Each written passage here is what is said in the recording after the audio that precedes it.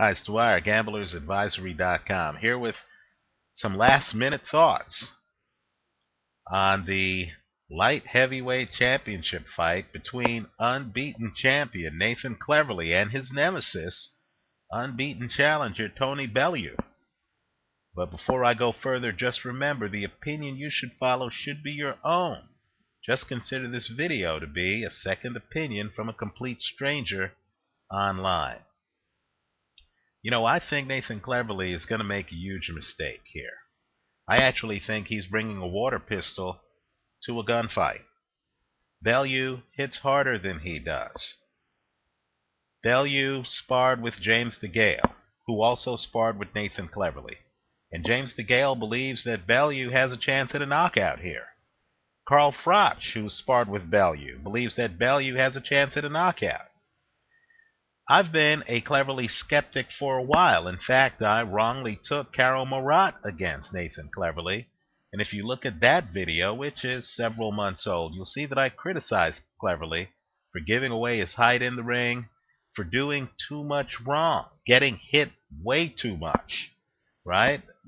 Gives up his defense, doesn't really utilize his hand speed or his athleticism, sprouts roots in the canvas. Now that works on your way to the top. But once you're at the top, you're going to run into guys who, quite frankly, hit hard behind a jab, aren't intimidated by you, and are actually taller than you. And that's Tony Bellew. Let me point out, I know Bellew looked terrible against Overell McKenzie in that first fight, but McKenzie is the opposite of a fighter who sprouts roots into the canvas. He's the opposite of Cleverly. McKenzie's an ambush fighter. He's outside, then he comes in, ambushes you, then jumps back outside. Bellew had a very hard time with that style. I don't think that that's the style Cleverly's bringing into this fight. I think Cleverly is self-deluded enough to believe that he can out-tough 4-1 underdog Tony Bellew.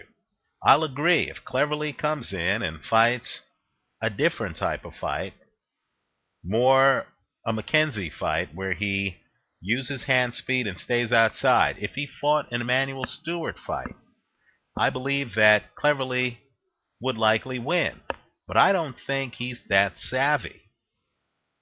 So, in a situation where the casino is giving me 4-1 odds on the underdog, Tony Bellew, when I think Bellew has a good chance to win this fight by knockout already, the bet I'm recommending is that you take Tony Bellew by knockout. You're going to get better than 4-1 odds, and you straddle that. And I believe the straddle's a must against Cleverly to win the fight. I believe Cleverly's going off at something like a -300. The spread should be something that you can straddle. I don't see the fight going the distance. I think both guys are going to land meaningful punches. Here's the difference. Bellew hits harder. He's a knockout puncher. He's not a volume guy. So I think here, if these guys start exchanging punches, the guy with the water pistol is going to lose to the guy who has a .357 Magnum, right? I think Tony Bellew is a live underdog in this one, and I think Bellew by KO is a distinct possibility. I think Bellew's underrated. I like Bellew by knockout straddled against Cleverly to win the fight. Bellew by knockout should get you better than 5-1 odds, making the straddle possible. Let me know what you think. Leave your comments for me here on YouTube and visit us at GamblersAdvisory.com. Thanks for watching.